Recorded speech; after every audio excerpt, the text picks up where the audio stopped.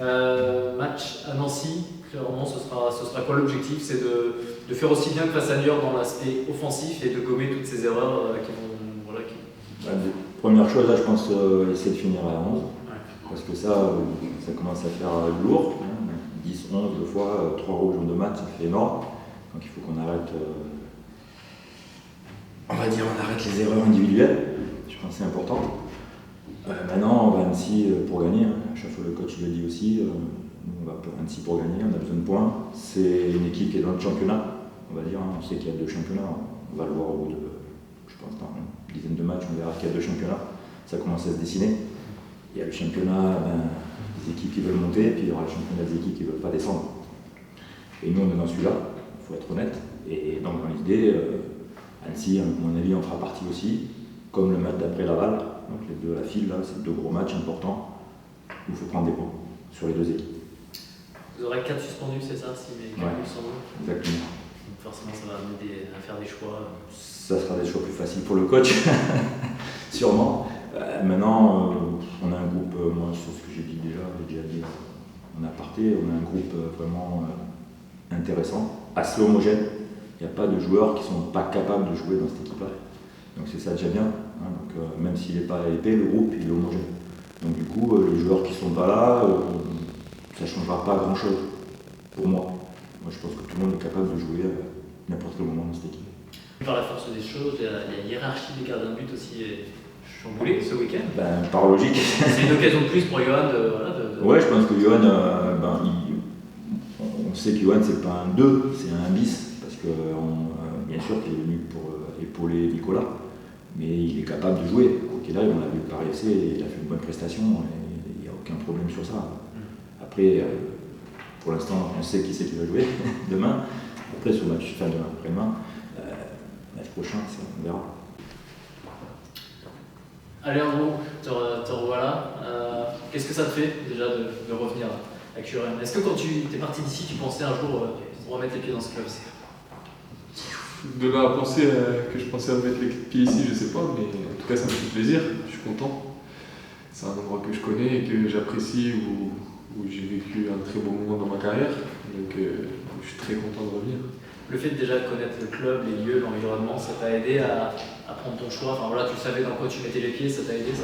Ouais, c'est ça, exactement. Je savais que, même si le groupe a beaucoup changé, mais je savais qu'en tout cas l'environnement extérieur, même la ville, etc., que ma famille s'y sentait bien, etc., donc c'est quelque chose de positif et ça facilite les choses. Ton objectif premier cet été, c'était vraiment de ne plus jouer en national. Enfin, c'était clair pour toi le national, tu l'avais dit déjà à l'époque, tu es parti d'ici, tu considérais avoir fait le tour, ton but c'était vraiment de continuer à jouer en Ligue 2? Ouais, si, c'était clair. J'en avais déjà parlé au coach de mon ancien club, que déjà la saison dernière, à la fin de saison, il m'avait déjà demandé si je voulais rester, etc. en national. Je lui ai dit que non, je ne voulais pas rester. Donc c'était clair dans ma tête et je suis content d'être ici en Ligue 2.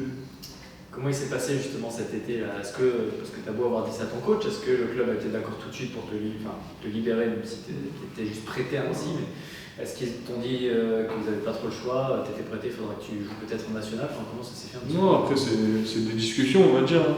Moi j'étais clair sur ma position du début à la fin, tout simplement.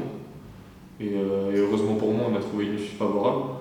Après, le reste on ne le saura jamais, mais ce qui est bien, c'est qu'on a trouvé une issue favorable, que maintenant je suis ici en Ligue 2 et que c'est ce que je voulais, donc je suis content. Curem a été là rapidement, sur le dossier au début de l'été, ou ça a mis du temps? C'est pourquoi tu as signé dans les derniers jours du mercato? Non, c'était là plutôt rapidement. J'avais eu la direction au téléphone plutôt rapidement. On en avait parlé assez tôt dans le mercato, et après ça s'est fait tard, mais bon, c'est les dures lois du mercato. Je crois que c'est le président Michel Mallet qui t'aimait bien et qui nous avait dit dans une interview d'ailleurs il y a déjà 2 mois, je crois, qu'il aimerait bien te faire revenir.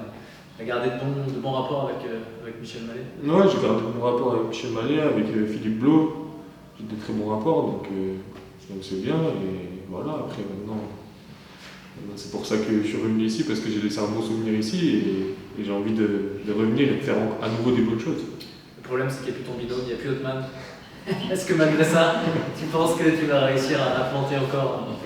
Je pense que je peux y arriver quand même si c'est sûr qu'avec Othman c'était un bon binôme, mais après on fonctionne, les attaquants ils fonctionnent pas forcément par binôme, ou c'est pas parce qu'il est plus là que je vais plus marquer, ou parce qu'il est là que je vais marquer. Mais c'est comme ça, il est plus là et moi je suis là et c'est à moi de marquer. Mais il y avait une vraie complémentarité, j'ai l'impression que vous vous trouviez très très facilement tous les deux. C'est vrai que c'était.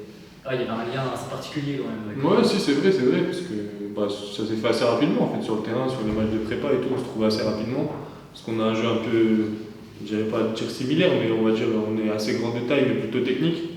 Donc ça facilite les choses, on se comprenait rapidement, donc c'était une bonne chose.